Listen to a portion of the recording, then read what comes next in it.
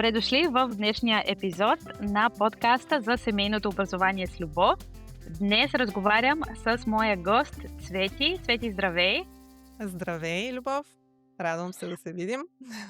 Аз също много ти благодаря, че така с ентузиазъм откликна на моята покана. Ще кажа на нашите слушатели как с теб се запознахме, защото мисля, че е показателно за за твоята личност и как започна, нали, нашата комуникация. Всъщност аз, намерих Цвети в YouTube, оттам й писах в Facebook и просто й казах: „Здравей, аз съм Любов, искам да обучавам децата си вкъщи, може ли да се чуем?“ И тя каза: „Да.“ И аз я питам: „Кога?“ И тя каза: „Сега.“ И общо взето веднага се чухме, веднага си поговорихме, беше много готино и затова реших и да я поканя в подкаста, за да сподели с нас, за себе си, за семейството си, за това, което, преживяват и учат заедно. Така че, Цвети, представи се на нашите слушатели, разкажи малко за себе си и за твоето семейство. Аз съм Цвети, майка на 3 деца. Най-големият син стана на 14 вчера. А, По-малката дъщеря е на 9 и имам един най-малък, който ще стане на 5 това лято. Имат хубава разлика така помежду си, което доста улеснява някои неща в домашното обучение, изобщо в живота вкъщи. Мгм. По професия съм програмист, но с мъжа ми решихме, че е важен приоритет за нас обучението и образованието на децата ни. И особено ние го виждаме не просто като домашното образование като някаква алтернатива на академичното образование, получено в училище, ами по-скоро като начин на живот, на отглеждане, възпитание, ежедневно, ежечасно и като една вярност към това, което Бог ни е поверил като настойничество. Именно смятаме, че тези 3 деца не са случайно попаднали в нашия дом. Има замисъл за всичко това и че ние сме отговорни да им дадем най-доброто, да ги научиме на вечните принципи в живота и да постигнем един добър характер като главен приоритет, което става с грижи от сутрин до вечер. Не става просто така с разговор 5 минути или 2 Мгм. часа в уикенда. И всъщност нали, желаехме влиянието, което нашите деца ще получат, да е в подбрана среда.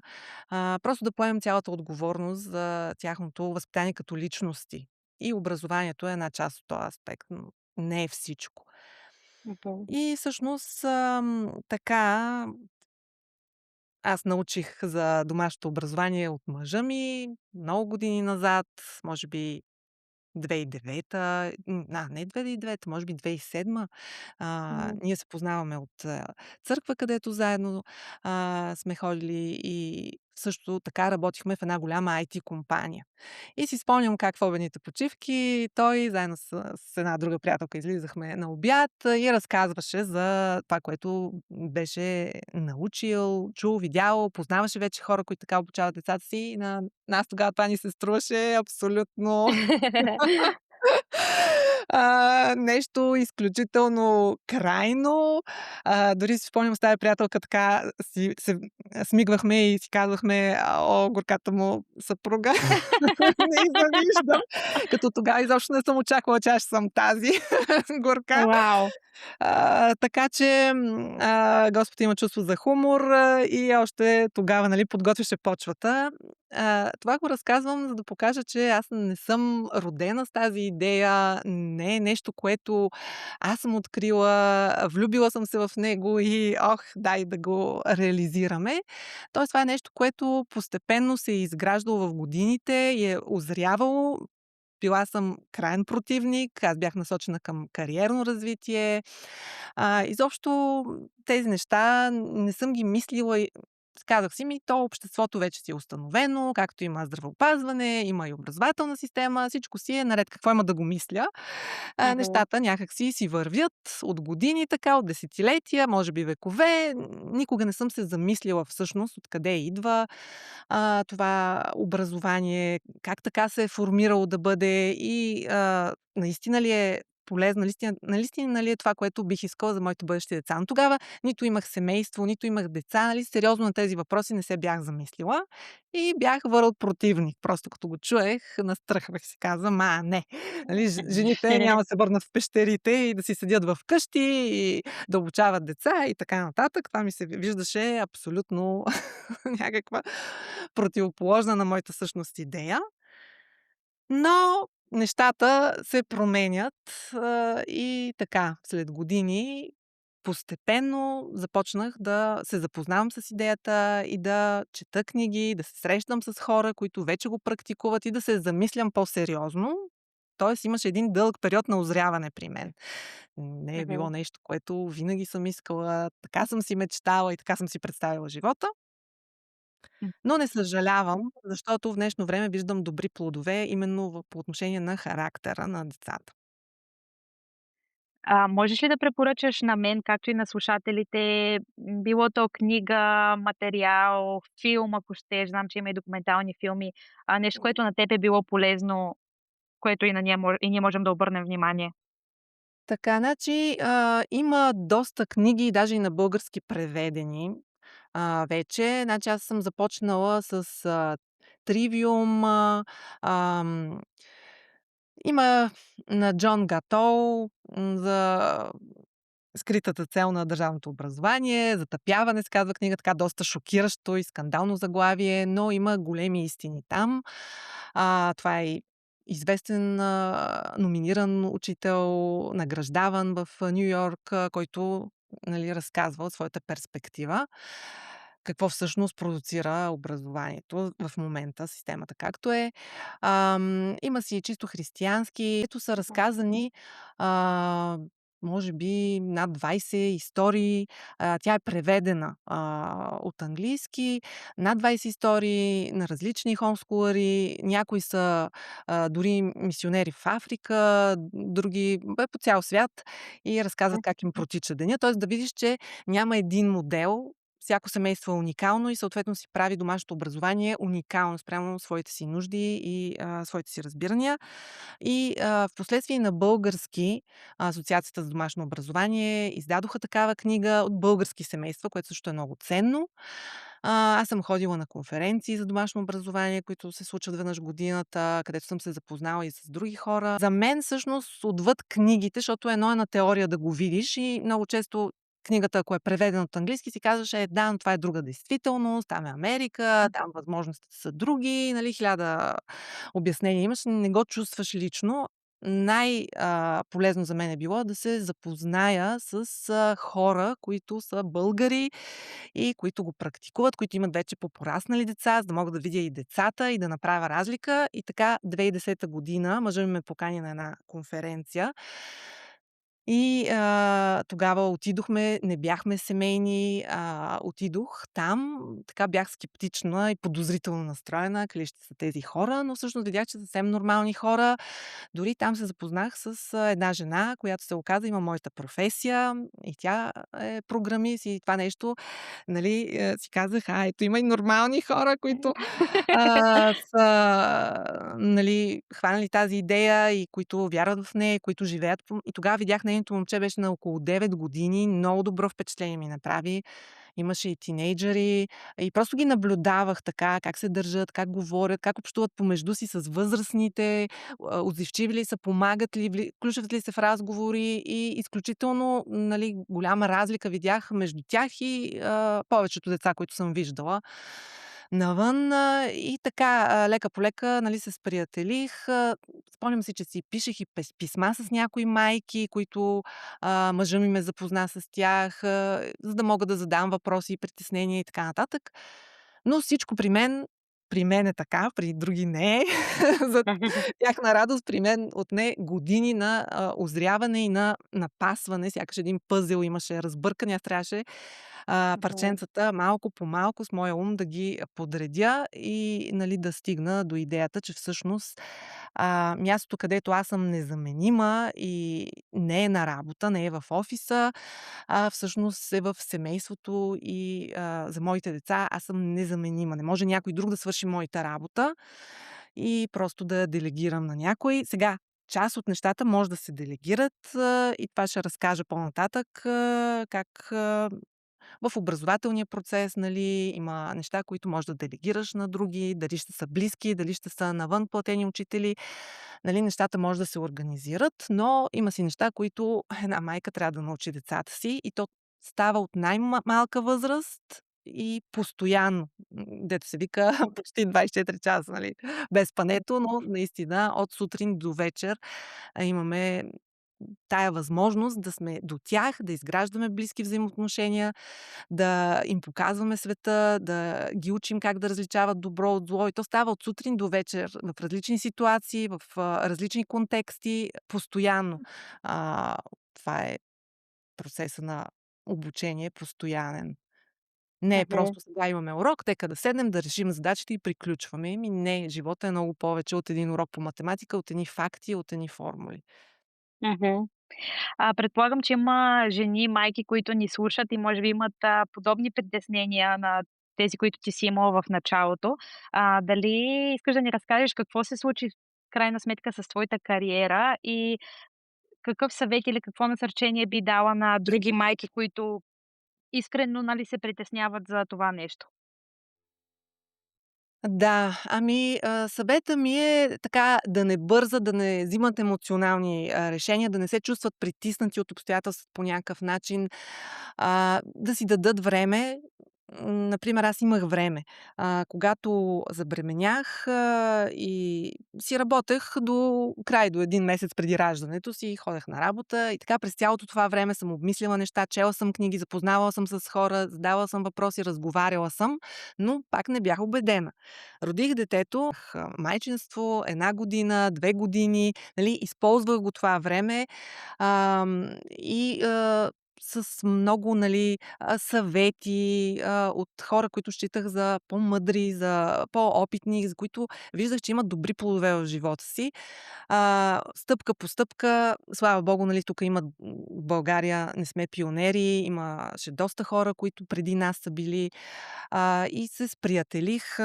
Споменах за тази жена, която стана близка моя приятелка, програмистката, с която се запознах, 2010 година на една конференция. Нали, тя много ни помогна и, нали, винаги е имало, подкрепа, и дори в моментите, където сме се чувствали, че, положението е трудно, нали, финансово. Единият човек и аз бях човека с по-голямата заплата, нали, как да си остане вкъщи и да жертва и рискува всичко. Родителите ми така гледаха доста скептично, не одобряваха това нещо, виждаха го като едва ли не самоубийство в професионален аспект, и си казваха: „Бе, нали, какво правите?“ Все пак не ни се месеха достатъчно, нали, имах ни доверие и ни обичаха, за да грубо да не се месят. Но усещах около мен притеснението, аз в себе си имах, притеснения и така нататък. Съветът ми е, просто човек наистина трябва да си сметне разноските, трябва да, предварително да си планира и да, нали, да види с какво разполага, какво може да се направи, какви са опциите, да се интересува другите как, се справят. При нас, аз започнах от вкъщи, още докато бях майчинство, може би след втората година си пуснах и неплатена отпуска, защото все още не бях, наясно дали ще се върна на работа или ще съм принудена ли да се върна на работа заради финансови трудности или ще можем някакси да успеем. Тогава тази, приятелка, тя ни помогна. Спомням си, че правих едно приложение за нея, тя финансово, нали, ни подкрепи. Тоест, в крайна сметка стигнах до убеждението, че това, което, Бог иска от нас и става някакво вътрешно наше убеждение, че е правилното нещо, се намират начини. По един или друг начин се намират начини и, просто нуждите биват удовлетворени. Никога не сме останали без покрив над главата, без храна на масата и така нататък. Да, има от някои неща сме се лишили, но сме преценили, че това за нас, не е толкова критично важно. Има неща, които са по-важни и, нали, не е било голяма жертва или нещо. И не е лесно, за всеки път е различен. но трябва да си слуша вътрешната интуиция и да вярва, че нещата са постижими, когато имаш твърдо убеждение. При мене отне много време, някои го имат от по-отрано. Когато имаш твърдо убеждение, че нещо е правилно, значи Бог ти го е вложил това в сърцето, ти вярваш, че е така, ще се намери начин. Разбира се, няма да е без твоя труд и усилие, няма така да ти падне отгоре, Супер. но ще се намери начин и наистина се намира. Но пътя не е лесен, изисква се да имаш подкрепа. Първо, семейството трябва да е доста единно, човек да се наеме на такава стъпка. Не може единия да е твърдо против и така подозрителен, а другия да го прави сам. Не става, нали? Трябва да има подкрепа. Много единство в семейството, трябва да се работи. Това е приоритет. И след това вече идват и децата, но те трябва да попаднат в среда, където има съгласие по отношение на възпитание, на образование, на ценности. Трябва да има единство. Иначе не знам как се получават нещата. И при нас го е имало и затова сме се решили да тръгнем на този път, който така не е лесен бил винаги. Те са на пътя и малцина тръгват по него. Да, да, вярно е в крайна сметка. В днешен момент, каква е ролята на съпруга ти, в домашното образование? Той как се включва? Как може един баща да подкрепи майката, която по цял ден е вкъщи нали, с децата? Може би го има погрешното разбиране, че майки, които обучават децата си вкъщи, стават един вид жертва на това, нали, горката. Да. Тя изгуби си професията, изгуби си свободното време, по цял ден е затворена вкъщи и така нататък. Как може бащата да подкрепи, майката? Как се случва това при вас? Ами, моя съпруг, има естествената склонност да се занимава с деца. Спомням си още 2010 година на тая конференция, която често споменавам. Той тичаше на една поляна и 10 деца го следваха. Тия деца бяха непознати, нали, там за първи път, го видяха, но той някак си ги увлече и 10 деца го следваха и една жена, с която там се запознах, тя така ми смига и, нали, ми показва, нали: „Виж как, умее да общува с деца. Това е много ценно. И всъщност, той си го има това нещо, нали, той с тях, прави различни проекти, играе с тях, развежда ги по паркове, колелета кара. От, страната, нали, на забавлението, четат книги. Значи той всъщност научи сина ни, който, впоследствие се оказа, че наистина има афинитет към литература и история, но, баща му подложи още докато беше много мъничък. Двамата си пишеха, история заедно. Нали, бащата започва, синът довършва. Бащата започва и така по едно изречение единия, едно изречение другия и някакви такива истории той го заплени някакси с, писането, после с четенето също. Заедно обсъждаха едни книги „Синовете на Великата мечка“, които са 3 големи тома, сигурно всеки е по 600 страници, не знам, и той още не знам, на 9 или на много малка възраст ги изчете, защото някакси баща му подложи този интерес към книгите.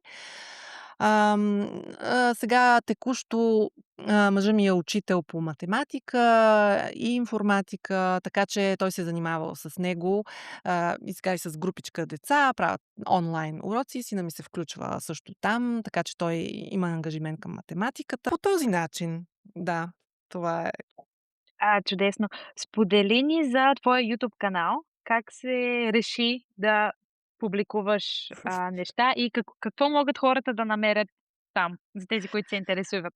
Да, ами, преди този YouTube канал имах един, блог в, епохата, където блоговете бяха, по-популярни.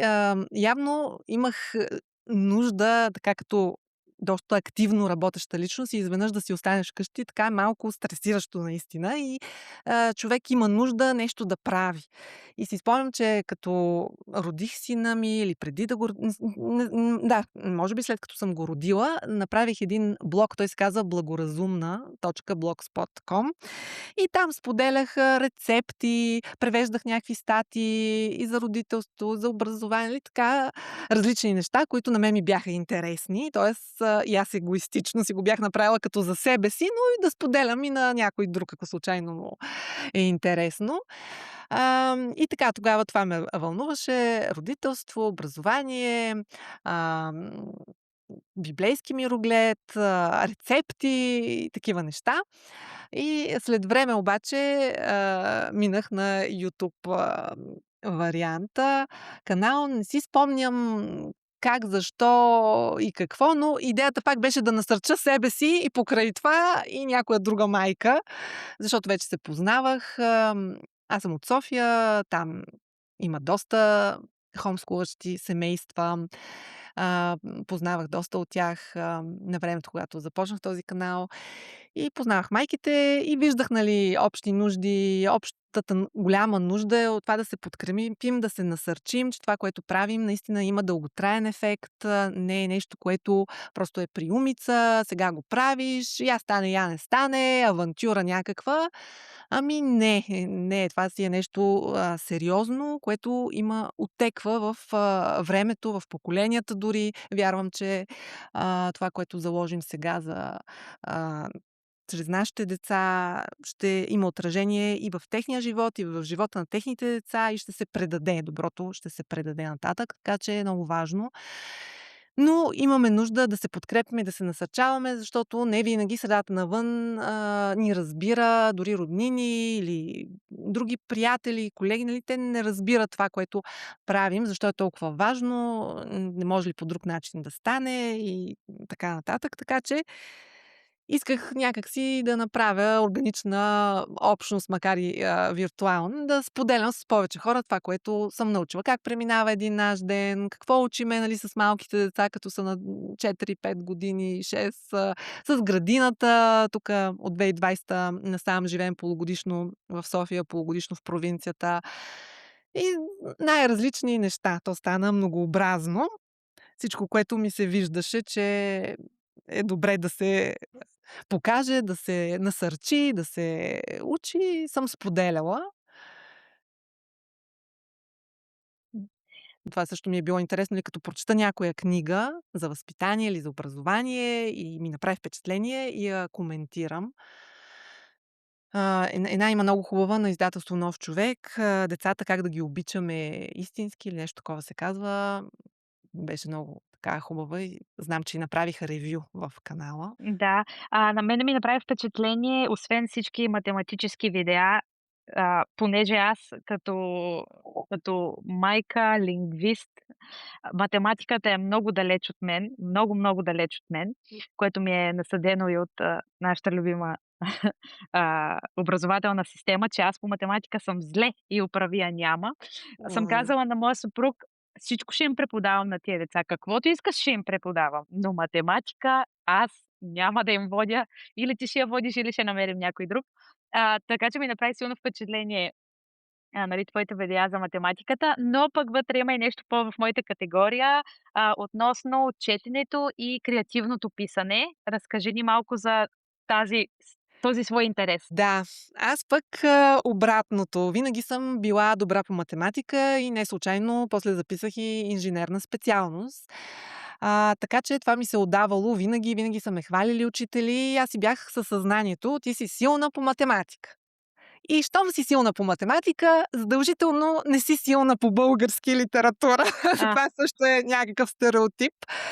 И още от училище, нали, така насадено. Силна си по математика, но това не ти е, нали, пак ти е не е най-силна страна. Ам, така, дълги години си живеех с тази идея, че аз съм математически ум, логически и други неща не ме интересуват. Хубаво де, обаче сина ми, той благодарение на баща си започна да проявява интерес към история и към книги, литература и просто забелязах, че този интерес, нали, не е зле да се подхрани.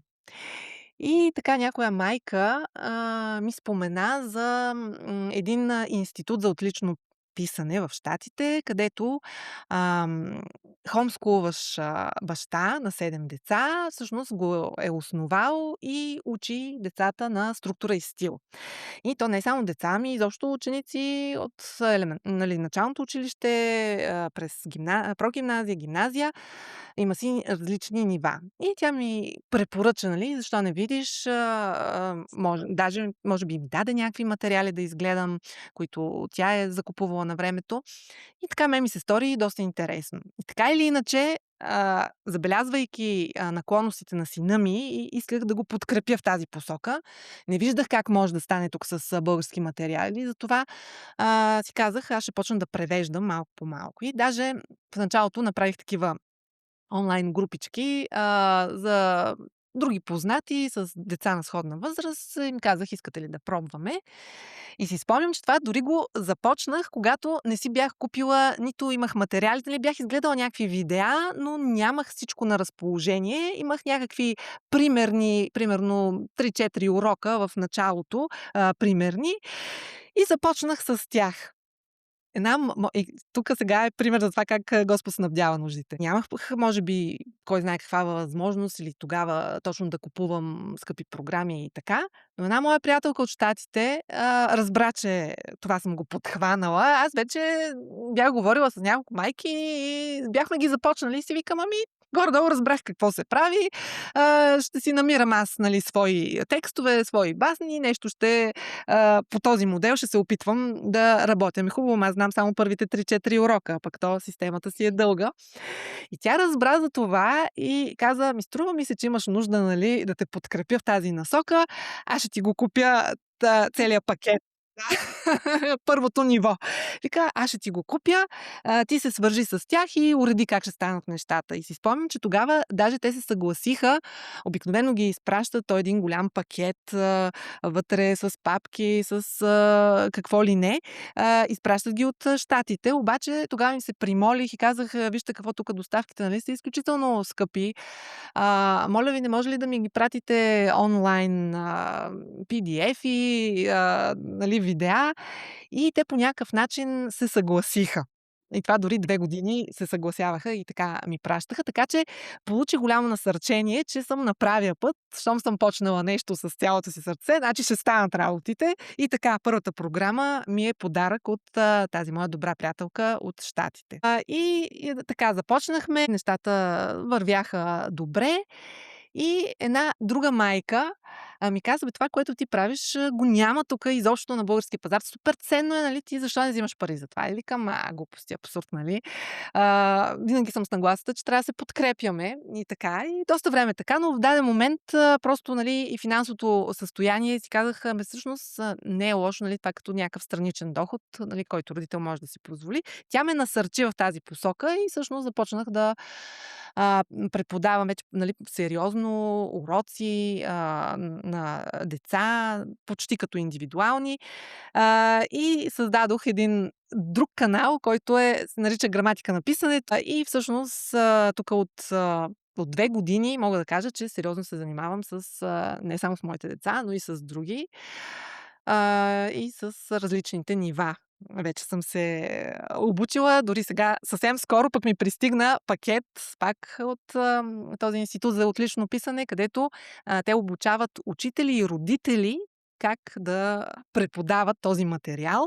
И всъщност пак едни познати бяха в Щатите и някакси успяхме да нагласим нещата да ми го докарат. Предимството да сме вкъщи, да следим интересите на децата си е точно това, че в даден момент ти можеш да се намесиш и да потърсиш най-доброто. Не си ограничен само в учебниците на просвета или нещо, каквото се предлага на българския пазар. Вече е достъпно, общо взето, навсякъде, където чуеш и видиш нещо, което е интересно.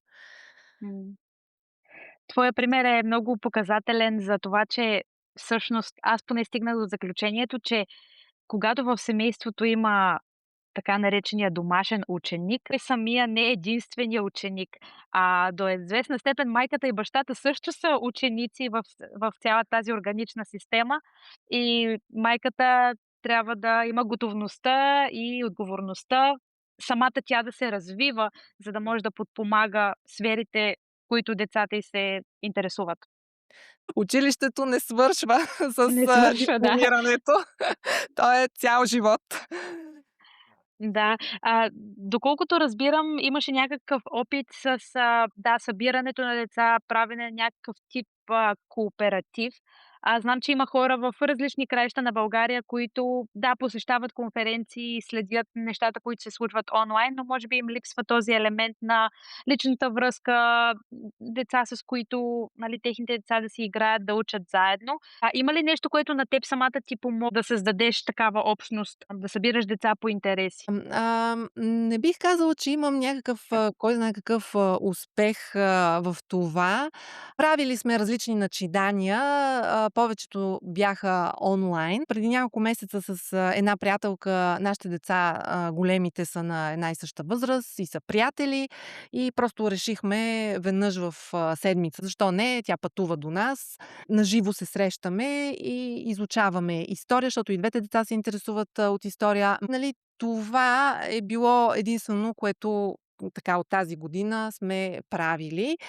През годините така спорадично сме правили различни неща. Повечето са били онлайн. Нали, не съм участвала така в някакъв организиран кооператив. Знам, че има такива в София, нали, в местата, където има повече хомскулъри, там има такива учебни групи, нали, веднъж в седмицата заделят родителите, разбират се, всеки един от тях преподава по даден предмет.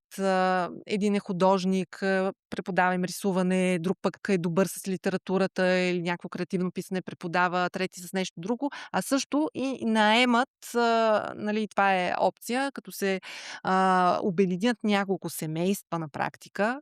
Майките основно се занимават с цялата задача, организация и изпълнение, но няколко смесо, ако се обединят, те имат и ресурса да наемат и външен учител по нещо, което решат, че им е нужно. Но аз лично не съм участвала в големи кооперативи, така, чрез приятели, за дадено време, нали, не е като нещо постоянно. Сина ми, големия, е записан на американско училище, тъй като държа да получи много добро ниво на английския. И там дори няколко различни курса, история през литературата, единия курс беше не само самия език като граматика, писане и четене и просто, нали, вече 3 години е записан дистанционно на такова училище, където той лично много му харесва. Тоест, като кажем домашно образование, не значи, че майката всичко трябва да прави. Нали, много често възраженията са това, ама как така, ето аз не съм добра по това, по това, ама аз как ще му преподавам всичко? Не се притеснявайте се толкова за в гимназията как ще му преподавате някаква математика, където и вие сте я забравили и не разбирате. Намира се начин и това, което бих искала да го бях разбрала по-рано, е, че съвсем е в реда на нещата да делегираш, дори само да се огледаш около твоя тесен кръг от познати и от роднини. В случая от тази година бабата на моята свекърва се включи в образованието на дъщеря ми. Тя й преподава математика. Аз не, че не мога, със сигурност мога да преподавам и на сина, и на дъщерята, но аз съм по-заета с много други неща и съм по-така не толкова търпелива в някои отношения. Просто като бързам и мисля за много неща да организирам, виждам, че нали, не се получава добре, докато направо нещата излетяха, когато от есента, не си спомням, тя ли предложи, как стана така, че свекърва ми се включи активно в обучението по математика на дъщеря ми и просто феноменално. Толкова бързо напреднаха, решават и отборници, и от кенгура, и от състезания. Аз съм направо съм изумена. Така че, дали ние като майки понякога си мислим, че целият товар, ние трябва да понесем целият товар на света, всичко абсолютно трябва да си направим от домашната храна, от домашното, нали, по всички предмети да преподаваме. Ами не е така. Мисъл, трябва да делегираме и да ползваме ресурси, които те са на разположение на всеки един от нас по един или друг начин. Мгм. И все пак огромната ценност на домашното образование е индивидуалният подход в крайна сметка и това, че не само материалите могат да се подменят, метода може да се подмени, учителя може да се смени. За всяко едно дете може да се намери начин за определения предмет. Голяма гъвкавост, голямо изкушение на всеки един такъв, родител, който, нали, в началото е несигурен, нали, нов, и един вид, притеснява се: „Леле, ами ако изпусна нещо“, и един вид се опитва да прехвърли училището, ама вкъщи, което, нали, не е нужно. Не е нужно да си по същия учебник. Добре, вземи един учебник, той да, нали, да те насочва, нали, има нужда от структура. Аз съм твърдо за. Трябва да има план, трябва да има структура, не може така, нали, днеска се събуждам и какво ми се прави. Не става, трябва нещата са помислени. Но ако виждаш, че по този учебник нещата не вървят, че е скучен, че, нали, както сина ми, много голям интерес към история и бяхме записали, бяхме взели абонамент на Уча се. Отделно той беше посещавал курсове на Петър Порумбачанов, председателя на Асоциация за домашно образование. Но той постоянно търси книги, търси нещо да прочете повече, да научи. И когато бяхме взели абонамент на Уча се, той не се придържаше само за собствения си клас да чете историята. Той направо до 12, там не знам до кой клас, 11-12, където се учи история, абсолютно всички видеа, уроци ги изглежда, защото му е интересно, нали, не е фиксиран, нали, не е ти само този материал за пети клас и никой друг, нали, научаваш го и това е. Има я тази гъвкавост, тая възможност да смениш, да не си задължен този учебник да го караш до край. Като виждаш, че не работи, ами премени на някакъв друг, ползвай нещо друго. Но аз разбирам, защото аз съм така, нали, нещо да не изпуснеш, нали, когато си несигурен в нещо, за пръв път го правиш, нали, нормално е, човек по-се притеснява, но това ми е съвета и ако трябваше нещо да променя в миналото, би било това по-спокойно. Мгм. Ключа не е в това да си перфекционист, нали, абсолютно да си изкълвал всеки един факт от учебника. Ами, ако някога ти потрябва, ще ги намериш, има справочници, има начини, интернет, нали, ще намериш каквото ти трябва. Ако е просто за факти, нали, за една камара факти, не. Тук идеята да ги научим да мислят самостоятелно, да учат самостоятелно, и да разбират. И това става като често водим дискусии, диалог с тях. Как ти се струва това? Разбираш ли го ли дори някаква, дори да не си историк, ето той сам си учи, аз не сядам с него и не уча история с него. Не му правя урока, ето сега, днеска ще ти преподавам априлското въстание, така той знае много повече от мен, какво ще му преподавам. Значи той с всички тези години много е учил, чел, гледал видеа, и е натрупал достатъчно фактология, но ние можем да ги подкрепим с това, като се интересуваме това, което и на тях им е интересно. Търсим ресурси, книги, интересуваме се от другите. Ние не сме цяла вселена да знаеш всичко. Питаш други, търсиш познати, нали, в тази област, където детето ти има интерес. Питаш, взимаш препоръки, съвет и така нататък. Свързваш го с такива хора, които Мгм. знаят повече от теб.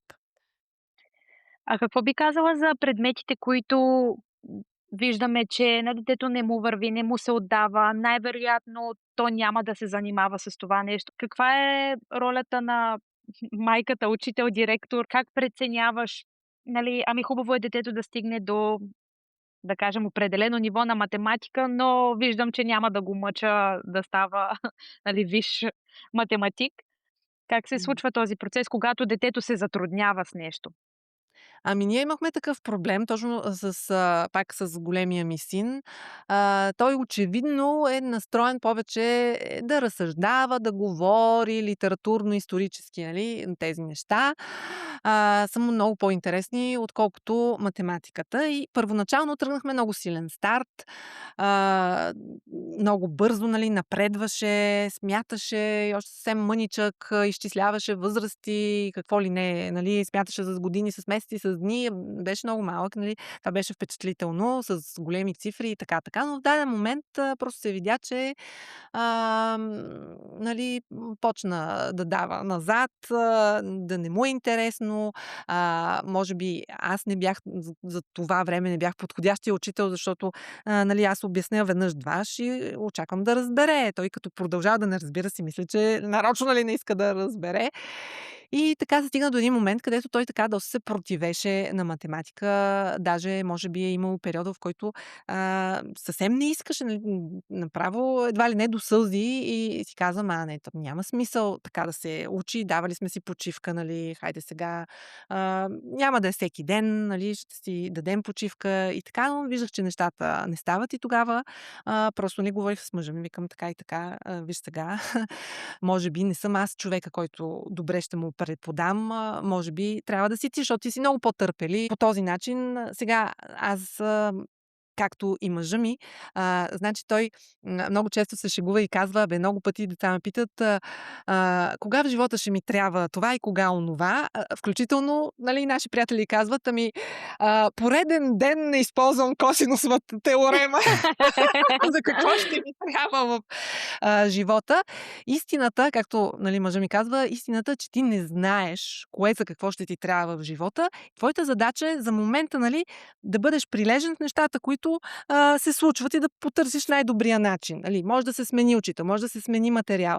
Просто, нали, да прилежно да се опиташ да разбереш нещата, а не да търсиш извинение, нали, ами най-вероятно няма да стане. Ти не знаеш. Нали, бъдещето е скрито за нас. Ние не го знаеме. Но това, което знаем е, че трябва всеки ден ти да си верен, всеки ден малко по малко, както е тази баснята за зайка и костенурката, нали? Да, има естествени таланти, но не трябва да залягаш само на тях и по всякакъв начин ги поощри, подхрани, нали, съдействай по всякакъв начин те да се развият в пълнота, но според мен много по-ценно е детето се научи на усърдие, на трудолюбие, дори в нещата, които не са му най-приятни, нали, то да знае, че може. И примерно сина ми, той се оказа така доста социален. Значи сам с него като учиш, му е тегаво, но ако е в групичка деца, му става по-интересно. Тоест и това трябва да се гледа. Какъв му е стила на учене и да сменяш, да си готов, да си гъвкав, да пробваш едно, друго, трето и така. Но, например, география и разни други неща, просто съм му казала за обща култура, аз не държа ти да знаеш в Зимбабве какви полезни изкопаеми има и така нататък. Някога, ако това ти потрябва, ще го намериш, но все пак като обща култура трябва така да ги минеш нещата и да, нали, доколкото ти е интересно, да задълбаеш, но за мен това не е основно. Тоест, така или иначе, ние като родители даваме някаква насока. За нас математика, български език, английски са задължителни. Просто задължително нещо, където ти може да не станеш математик, може да не си на нивото, на което ще някое дете, което му се отдава, но трябва на едно прилично ниво да ги владееш, защото това ти развива ума. Това е начин на мислене. И то даже аз сега, понеже, нали, казах, че съм математик, но заради него се наложи така малко да се преквалифицирам и да се обуча и в писането, и в изразяването. Виждам толкова сходни неща. Толкова сходни неща. Просто то си е начин на мислене, на структуриране, на подреждане на неща, алгоритъм и също винаги да имаш увереността, че дадена задача има решение. Може би не е само едно, може би и да са повече, но има стъпки, които ти трябва да минеш. Дори да не знаеш първоначално как точно ще се подходи, има си алгоритъм, има си стъпки, които ще минеш и ти като ги знаеш, нали, ще ти е по-лесно да достигнеш до някакво решение. И някаква такава, нали, вяра, че всеки един проблем има своето решение. Въпросът от нас, нали, да го търсим и да го прилагаме. Така че, по-скоро, нали, на някаква прилежност за нещата, които аз смятам за важни и всеки един родител, той трябва да си даде сметка за него какво е важно. И не мисля, че, нали, може някаква такава обща рецепта да се даде, която е Мгм. задължително за всички да е, но езиковата култура е много важно нещо и математиката като начин на мислене също считам, че е важно. И Мгм. това е хубавата свобода, че можеш да смениш както материалите, учебници, така и учителя, така и да се опиташ в индивидуално как ще върви, ами ако е с група, как ще върви, нали. Да. Подходите са много и различни и имаме тая свобода да го направим. Благодаря ти, Цвети, беше много информативно. Преди да приключим, ми се иска да те попитам как си почиваш ти, понеже си говорим горе-долу по време на лятната ваканция. Как си Да. почиваш ти и как едни домашни ученици си прекарват лятото? Почивам по странни начини. Едното е да се занимавам с градина. Много ми действа успокояващо да се ровя в почвата и да съдя, независимо нали каква ще е реколтата. Надявам се да има, но дори и да няма, това ми е начин на отмора да се ровя в земята и в градината. Друго, което правя е да чета някакви книги, които са нещо напълно отмарящо. Има една авторка, която е българка, жена за японец и няколко книги е издала на български, където разказва кратки историйки за Япония. И това много ме така абсолютно изключвам от нашата действителност, от нашите проблеми, от моя свят, в който съм зациклила и тотално се пренасям на това ниво. Другото, което тук сега, докато сме на вилата, нали, се сприятелихме с хора наоколо и просто виждам как Бог си има грижата и ни среща с подходящите хора. Една приятелка имаме, която е много творчески човек, занимава се с дъщеря ми и правят разни красиви неща. Просто като отида при тях, те работят нещо, аз просто си седя така и си гледам планината насреща и си казвам, но тук съм в рая едва ли не. Такава благословена почивка. И така, нали, с зареждащи приятелства, с книги, с градина, може така да се каже. А пък за децата ми, ами те всъщност от 2 години през лятото започнаха нещо като малък бизнес, така да го кажем. Продават лимонада на тротоара. Супер! Да, това не знам, от някаква американска книжка сме го видяли, нещо са чели и просто преди 2 години дъщеря ми изведнъж, тя беше на 7 тогава, изведнъж се събужда с идеята, вика: „Ми мамо, ние щом тук не отвориме една сергия за лимонада?“ И аз си казах: „О, не, нали това дете не вижда ли тогава“, ние живеем на главен път, тук във вилна зона, но е главен път. Тогава точно се сменяше водопровод, канализация, всичко беше разорано, никакъв пешеходец не минаваше и си викам: това на акъл си го мисля, но всяка мисъл не трябва да изговаряме. На акъл си мисля, това дете не вижда ли, че тук никой няма да се спре, не минават пешеходци, какво ще продавам, айде, нека да такова. Цял ден вися, мисля, че никой не мина. На следващия ден си казвам, сега се е отказала, на следващия ден тя става и отново казва: „Мамо, аз пак ще отварям сергията.“ Викам: „Не, такава упоритост не може да бъде.“ Но и това беше много насърчително, че може би след 2-3 неуспешни опита, където аз си мислех, че тотално ще забрави за всичко и ще зареже всичко, те ще си изпият лимонадата и ще приключат с тая идея и това начинание. Накрая се оказа, че там спря един господин с кола, много им се зарадва, подкрепи детския бизнес, идеята, направо им даде 10 лева за лимонада, която струва 1 лев, нали? И каза: „Аз искам да подкрепя бизнеса, толкова ме насърчихте, напълнихте ми сърцето“ и така.